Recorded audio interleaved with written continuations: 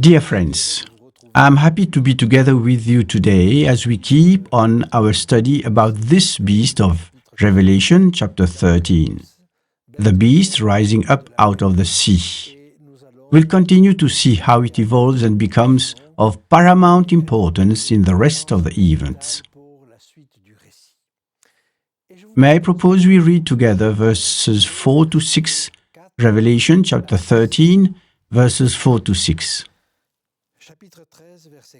So, they worshipped the dragon who gave authority to the beast, and they worshipped the beast, saying, "Who is like the beast? Who is able to make war with him?" And he was given a mouth speaking great things and blasphemies, and he was given authority to continue for 42 months. Then he opened his mouth in blasphemy against God, to blaspheme his name, his tabernacle, and those who dwell in heaven. Here is a beast which is assuming significant importance. In fact, the word used in Greek describing the universal worship he is subjected to is the verb proskuneo, meaning to prostrate oneself in homage, to worship. So the whole earth worships him. But have you noticed that it is said they bow down to the dragon? I do not think that there are many worshippers of the dragon, of Satan. And I do not believe that such a movement will spread to the entire world. But without realizing it, by worshipping the beast, the whole world will worship Satan, worship his principles, his manners, his lies, and therefore we need to clarify, understand what is the problem we are facing here. The world will be subjugated, seduced, led to, and without realizing it, it will stand on the side of the enemy. Let's see how they will act. First, they will ask, "Who is like the beast?" We read this in Revelation chapter 13, verse 4. Who is like the beast? Who is able to make war with him? And this reminds us of the very name of Michael, which means, "Who is like God?" So, you see, on one hand, there are those who listen to Michael and say, "Who is like God?" And on the other, there are those who worship the beast and say, "Who is like the beast?" We understand that there is here a competition between the beast and God. But what is interesting to note are the reasons that prompts this worship. These reasons for worshipping the beast are given at the end of verse 4. Who is able to make war with him? Because finally, a beast, a system whatsoever it be, which receives a deadly wound such as received by the feudal system of the Middle East at the French Revolution, a system that receives such a wound, then being able to return to the forefront in terms of knowledge and recognition from the world's population to that extent, is really a system that deserves universal adoration.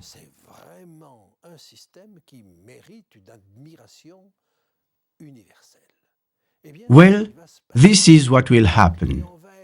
People will be appreciative, not about the truth concerning this system, but they will admire its power. Note that, historically speaking, we are still after the healing of the beast. Now, I invite you to look at what verse 5 has to tell us. Revelation 13, verse 5. And he was given a mouth speaking great things and blasphemies, and he was given authority to continue for 42 months. Arrogant words in French version. The Greek text says, great words. He utters incredible, outrageous words, and probably among those outrageous words, blasphemy. We have already seen the meaning of blasphemy. Blasphemy is in fact taking the place of God. The blasphemies Jesus was accused of were undeserved, but here, in this case, they are likely well-deserved. The beast takes his wishful thinking of being God as truth. But who hides behind the scene? It is still the dragon. Do you recall that prophecy of Isaiah 14 about this star which fell from heaven, saying, "I will be like the Most High"? Well, the dragon will drive humans to do the same. He already expressed this on Eve, saying, "You will be like God." And now he incites human institutions to say the same thing. About these blasphemies uttered now, while previously they were on the beast's head, they are now in his mouth. And we will see that progression is still going on. And one can tell that the claims of that system will become huge. Let's move on and consider those 42 months in verse 5. We are told that he was given authority to continue for 42 months. Well, this period of 42 months is exactly the same time duration we saw in chapter 12. It's still 1,260 days, still time, times, and half a time. The only difference is that if we follow the course of the text in verse 5, we are after the deadly wound and after its recovery. Therefore, we must try to understand whether a new period of 1,260 years of persecution is still ahead. If it were so, then the interpretation would be so terrible to think about. Nevertheless, even if this period of time is shorter, it will be a real hectic one. And therefore, we must know whether this time is a prophetic type, 1 day equals 1 year, or a literal type, 1 day equals 1 day. We have both types of prophecies in the Word of God. And I would like you to read some texts showing these two types of prophecies. My first text is found in the book of Jeremiah, chapter 25, verse 11. Jeremiah 25, 11. And this whole land shall be a desolation and an astonishment, and these nations shall serve the king of Babylon 70 years. This bondage to the kingdom of Babylon actually lasted 70 years. From the late 7th century until about 530 BC, so exactly 70 years. We find the same prophecy in the book of Jeremiah, chapter 29, verse 10, where we are told the following. Jeremiah 29, 10. For thus says the Lord, after 70 years are completed at Babylon, I will visit you and perform my good word toward you and cause you to return to this place. It is the deportation suffered by the people of Israel when carried away by Nebuchadnezzar to Babylon. Several departures took place. However, since the first exile until the time when Cyrus authorized the people to return to the land of Canaan, there are exactly 70 years. I can show you another text in the book of Daniel, where we have the same thing, Daniel chapter 4, verse 6. Therefore, I issued a decree to bring in all the wise men of Babylon before me, that they might make known to me the interpretation of the dream. The interpretation of the dream will follow in verse 16. Let his heart be changed from that of a man, let him be given the heart of a beast, and let 7 times pass over him. 7 times are 7 years. Nebuchadnezzar remained insane for 7 years. And then his sanity was restored, and he was able to take over the management of his kingdom again. Meanwhile, he was converted. This is another prophecy of 7 times that lasted 7 years. Now, what text can help us understand that a prophecy can be of type 1 day equals 1 year? Well, we have 2 main texts, and we will consider both. The first one is found in the book of Numbers, chapter 14, verse 34.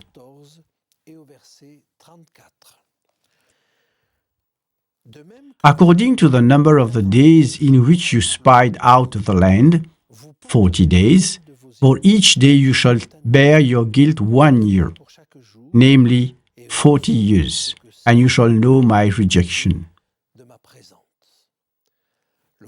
In the context of this account, when about to enter the promised land of Canaan, Israel sent spies into the country to check things, practically speaking.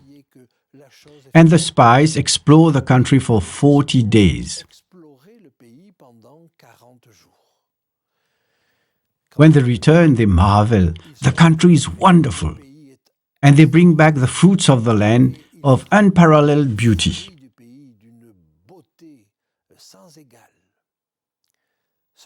But there is that one thing. The locals are giants. So, they become reluctant to go to war against these populations. Only 2 have an inverse report: Joshua, who will succeed Moses, and Caleb.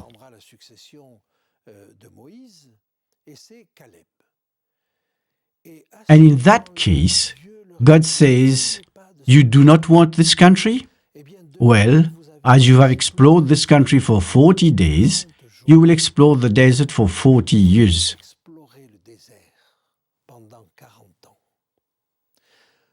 So what these men of God lived for 40 days, the people would live 40 years in the wilderness.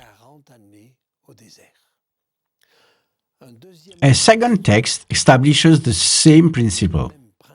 We can read that in the book of Ezekiel, chapter 4, verses 4 to 6.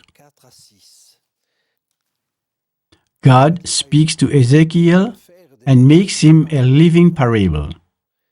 Here is what God says: "Lie also on your left side, and lay the iniquity of the house of Israel upon it. According to the numbers of the days that you lie on it, you shall bear their iniquity. For I have laid on you the years of their iniquity, according to the number of the days, 390 days. So you shall bear the iniquity of the house of Israel. And when you have completed them, lie again on your right side. Then you shall bear the iniquity of the house of Judah 40 days. I have laid on you a day for each year." Just as the people of Israel remained 390 years in sin, bound by sin, the prophet Ezekiel would remain bound by ropes 390 days, a terrible ordeal for the prophet.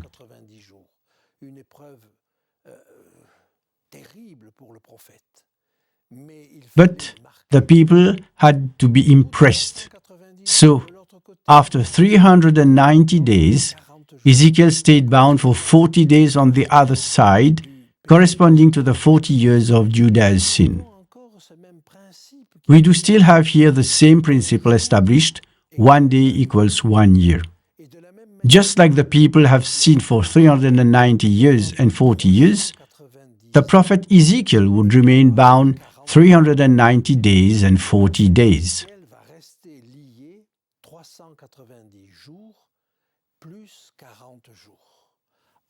In other words, the prophet lives in short what the people lived in years. He lives it in days. So, We have a number of prophecies that are built on the same principle. Let me show you a few of them. If we turn to the book of Daniel chapter 8, verse 14, we read the following. Daniel 8:14.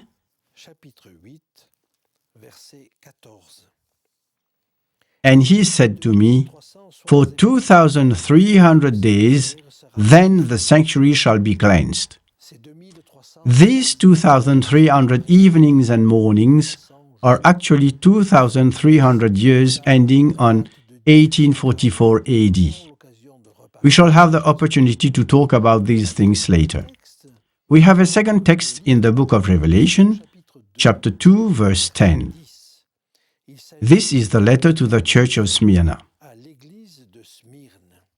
Smyrna is the church of the persecution period, the periods at the time of the Roman Empire.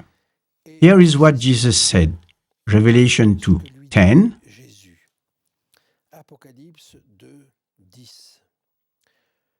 Do not fear any of those things which you are about to suffer. Indeed, the devil is about to throw some of you in prison, that you may be tested, and you will have tribulation 10 days. Be faithful until death, and I will give you the crown of life. The church actually suffered a terrible ordeal, the unparalleled persecution of Diocletian from 303 to 313 AD, date on which Emperor Constantine brought an end to. It lasted exactly 10 years. 10 prophetic days that brings us to the principle day-year. In a nutshell, the principle established is what the people lived in years, the prophet will live in days. However, what would happen if the people become prophet? You may say no similar situation has ever happened. Well, I invite you to read in the writings of Joel that this is possible. And it shall come to pass afterward that I will pour out my spirit on all flesh. Your sons and your daughters shall prophesy. Your old men shall dream dreams. Your young men shall see visions. And also on my men servants and on my maid servants I will pour out my spirit in those days. An amazing moment when the whole people becomes prophet. Young, men, boys and girls, all men, servants, maids, with no distinction of class or age, the whole people is a prophet. And this being so, why would not that time duration that applied to a prophet people be literal?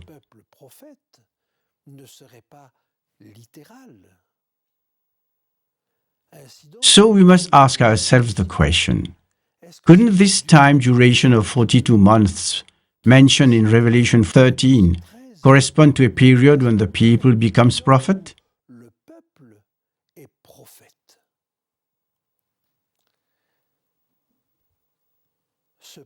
This people is a prophet. This is what we shall try to see now. In Joel chapter 2, few verses before, it is spoken of the former rain and the latter rain. So when we turn to the book of Revelation chapter 8 verse 5, we see burning coals thrown to the earth. These coals, this fire thrown to the earth, is very similar to the tongues of fire that sat upon the disciples on the occasion of the Pentecost.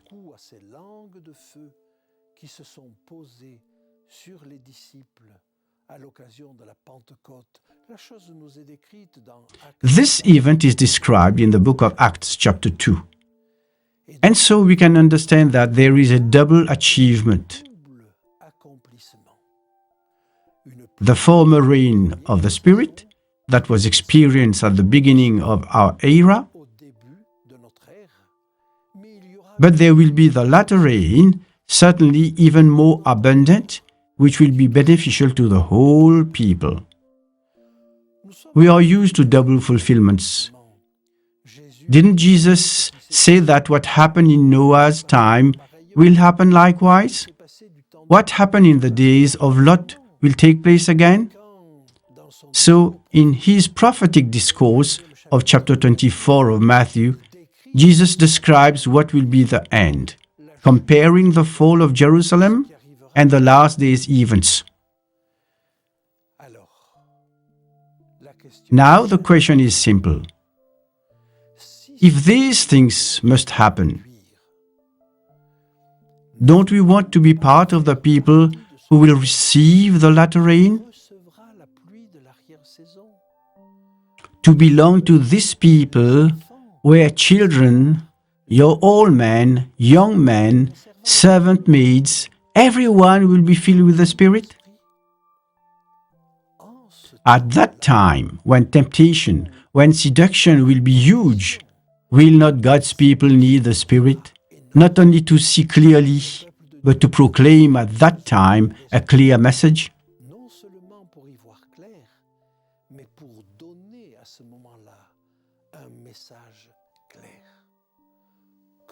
May God help us. May God give us the discernment to understand what has to be believed and what is to be said in such difficult circumstances.